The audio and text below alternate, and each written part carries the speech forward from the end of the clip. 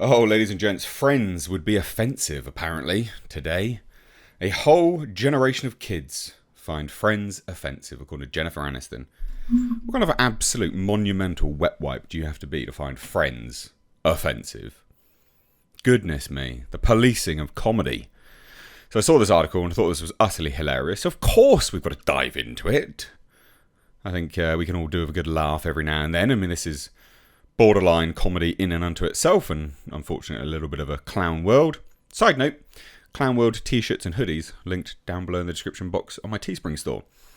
But anyway, let's dive into this. Do hit subscribe, become a member of the channel, all that nonsense.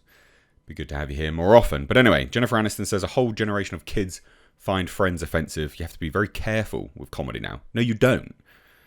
You actually don't. That's the thing.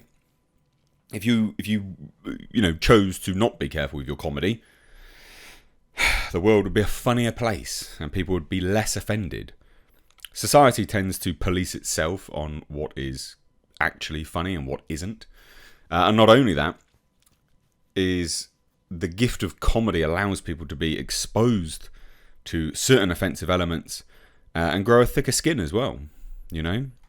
I've never understood this. I don't get it. This kind of attitude that we've adopted. Wet wipes. I call them PAGs. Participation Award Generation. This is what we are struck with right now. A bunch of PAGs. When you started just turning up and getting a medal, that's when everyone started to become super soft. Anyway, Jennifer Aniston has been starring in comedies for nearly 30 years.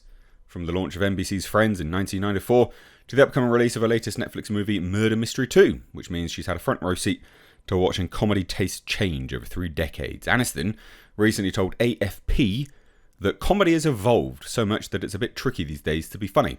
It hasn't, actually. Comedy hasn't evolved. And this is the thing, you stop pandering to these idiots, yeah, it wouldn't be such an issue.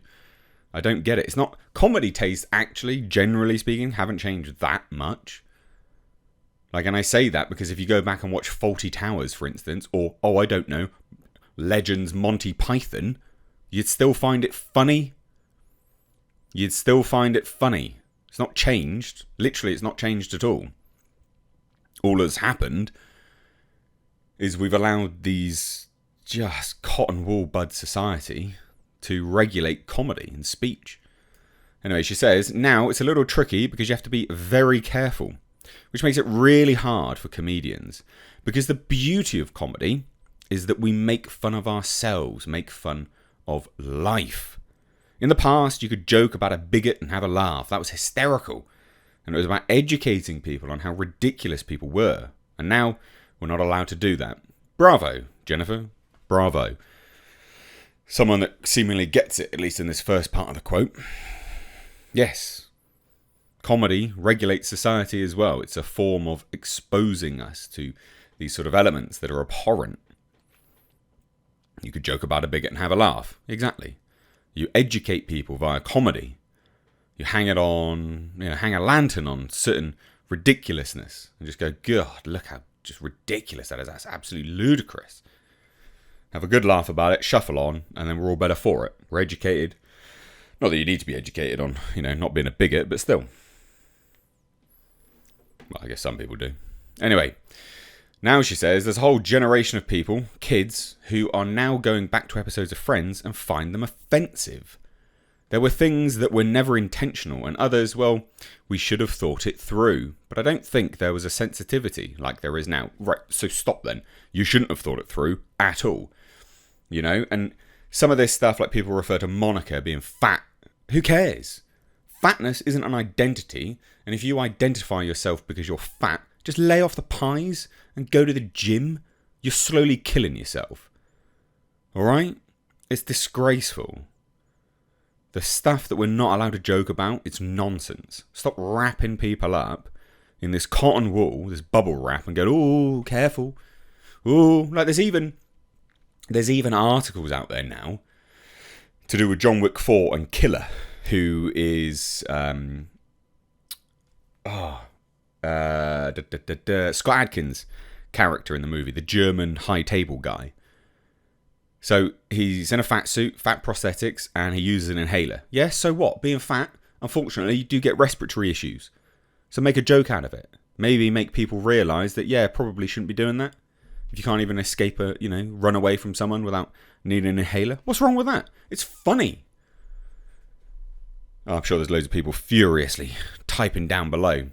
And in fact, there were before when I did a video on the whale. Someone was furiously typing down below, going, you're this and you're that. And I'm like, yeah, and you're probably fat.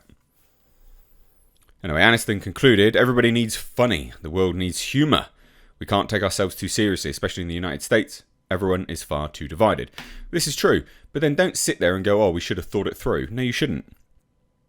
You shouldn't have thought any of it through. The comedy in Friends is timeless. Absolutely timeless. So Friends has been called out in recent years for its lack of diversity. Oh, God. Cast member Lisa Kudrow once made headlines for saying if the show ever returned or got rebooted, it would not be an all-white cast. Speaking to the Daily Beast last year, Kudrow made sense of the show's lack of diversity by saying Friends creators David Crane and Marta Kaufman had no business telling stories about people of colour given their own backgrounds. You can tell stories of people of colour, it's fine. Well, I feel like it was a show created by two people who went to Brandeis and wrote about their lives after college. And for shows, especially when it's going to be a comedy that's character driven, you write what you know. They have no business writing stories about the experiences of being a person of colour. Yes, you do. You can write stories about anything. Stop policing what people write about. It's nonsense. There are plenty of people that write stories about Vikings. They're not fucking Vikings, alright? Goodness me. Really? Anyway, they say this. All 6 main characters on Friends were white. And the show rarely featured actors of colour in prominent roles across 10 seasons and 236 episodes. The likes of Lauren, Tom, Gabriel Union, Mark Consuelos, and Craig Robinson appeared on the show in small supporting roles, while Aisha Tyler, a most prominent actor of colour, featured on the stories, only starred in 9 episodes. So, that's alright, that's fine.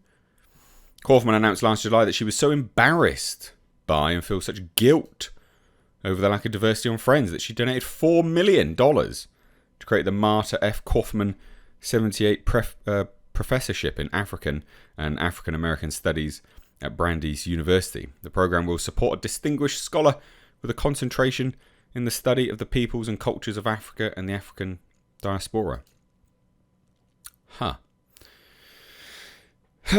So, a little bit more segregation there, I guess.